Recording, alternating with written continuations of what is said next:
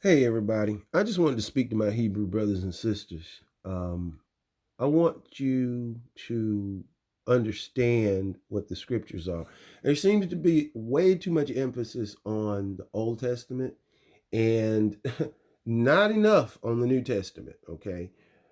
I know that what has happened to us is inexcusable and unforgivable.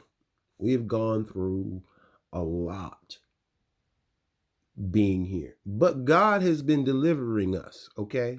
It has not been of our own power. You know that, and I know that.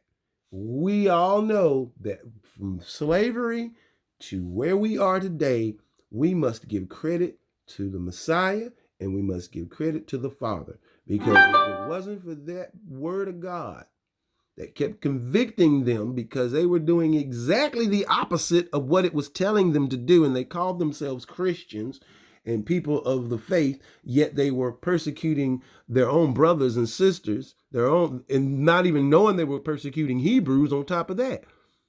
But they said they love Jesus. They said they love Christ. Let's not throw out the baby with the bathwater. There are good Gentiles. But having said all of that, another issue dealing with the Old and New Testament. The Old Testament is the pillar of Boaz. The New Testament is the pillar of Jacinth. You are the middle pillar, okay? You have to balance these two Bibles, these two doctrines in your life. Neither is dead. Jesus said himself, he said, if one jot or one tittle is taken away from the word. Now, mind you, the New Testament wasn't written right then. So what was he talking about? He had to be talking about the Old Testament because he was in the process of making the New Testament when he said those words. Now that the New Testament is made, we have the second pillar. We have the pillar of knowledge of good and evil, and we have the pillar of life. Okay? Think of that word of God in those terms. And then we can dig deeper from there, because one pertains to the physical and the other pertains to the spiritual. Okay.